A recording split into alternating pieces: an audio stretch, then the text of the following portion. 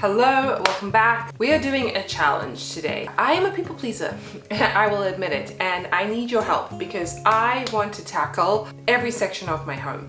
I want to pretend that I'm moving, maybe I'll manifest actually moving, and in order to move as smoothly and succinctly as possible, we need to declutter each section of our house. I want to bring you along the journey with me in the hopes that this will help you too. This will help you to actually restart your clutter, get rid of things that you're not using, that you haven't touched or seen in many months, probably years, and help you get into a groove where you can really maintain your home, where you're not controlled by your stuff, you're not controlled by consumption, you can be proactive and not reactive. So if that is something you're excited about, I know I am, because I am sick of one sock is missing, or I can't find that hammer or tool that I use once a year, but I can't throw it out because I need it, because it's under a mountain of things.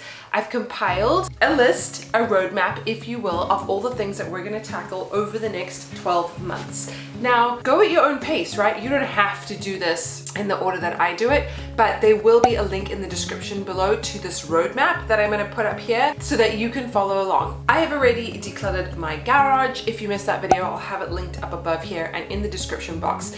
Maybe that'll give you some motivation to tackle your difficult space, because for me, the garage was a big one.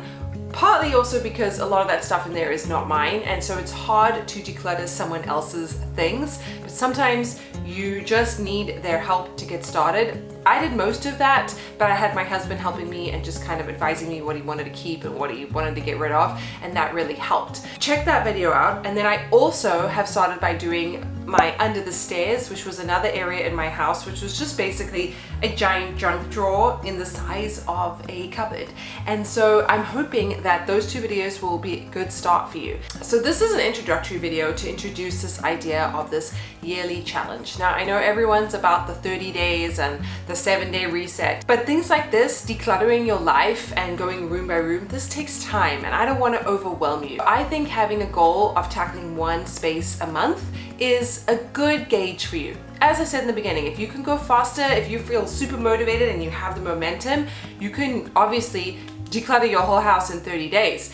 But if you need more of a roadmap and you kind of want to do it alongside someone, make sure that you're subscribed and writing down in the comments which room or which space in your house you're going to tackle. And I think what you're going to find is that this kind of momentum spurs more motivation, and just getting started is often the hardest part. It's definitely what I have found. You know, once you get into the momentum of it and you start decluttering your bathroom and then your kitchen and then your kids' rooms or whatever, it feels so freaking good, and it feels so good to be able to find everything and to open cupboards where things don't fall out and hit you in the face, that you just want to keep going. So let's go through kind of how I've organized the categories and where you can get started. I have my list printed out over here, but obviously the more beautiful version will be down below where you can sign up for it. Starting in the month of July, I just chose a random month. We're gonna tackle our kitchen and our pantry, because I think kitchen being the heart of the home, it's a good place to start. It's really gonna have a big impact on your everyday life, and I'm hoping that it will get your buy-in, and so you'll be like, yes, okay, this works, I'm excited, let's do this. And so any kitchen related videos that I've done, I will have linked. Otherwise, you will see an upcoming kitchen pantry reset from me very soon, so stay tuned. August, we're gonna do toys and books.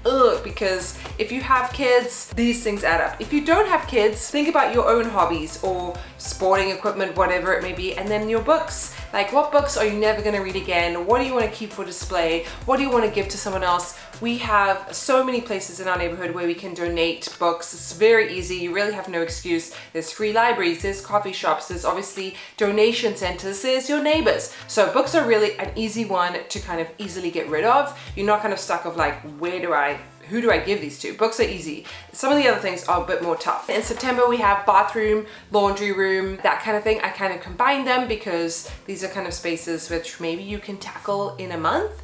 And I think that'll be super amazing to have a bathroom that is clean and organized, decluttered. Make sure you go through your medicines, make sure you go through all of your makeup and products, because those things do expire and they get old, and they can be growing bacteria and yucky things in there without you really realizing. So It's important that you know what you have, and this is also going to stop you from buying duplicates and wasting money. October, we're going to do clothes. Think clothes are something that are kind of easy for people to do, but I put clothes here in October, change of seasons, whether you're going into warmer weather in the southern hemisphere or colder weather in the northern hemisphere, and it's a good time to just kind of take stock of your closet and see what you have and what you can get rid of, what you can donate, what no longer fits you, what maybe is like a fantasy self that's not really you anymore. It's time to get off with a clean slate. I think when things don't make you feel good, when clothes or others, you gotta get rid of them. That's just my opinion. November, we're gonna do the garage, which, as I said, I have completed that recently, so I'll have that video for you. It's an area where I feel like after you've been cluttering for a few months, now you're ready to get started because it can be super overwhelming. And hopefully through these videos and just watching other videos on my channel and other videos on YouTube, you will learn techniques and ways to kind of tackle just a space. Like, you just need to tackle a drawer. You just need to tackle a cabinet. Maybe it's a shelf. Maybe it's just a section in your garage that you need to start with because you can't even drive your car in there anymore, and it's really just a glorified storage room. Maybe that was always the intention, and that's where you have to get started. It's a skill, decluttering and keeping yourself organized, making quick decisions and knowing what can stay and what needs to go. December is usually a crazy time for a lot of us, so we're gonna have that as a free month, as a resting month. Up to you what you want to do with it, but because a lot of people celebrate holiday time, they're having family and it's just parties and the end of the school year and all this kind of stuff, I want to give you that as an option. You can obviously keep going, and I would encourage you to if that makes you feel good, but know that you can take December off. Now we're getting into January, and we're gonna tackle our bedrooms. We're gonna start off the year strong with a fresh start. The holidays are now behind us,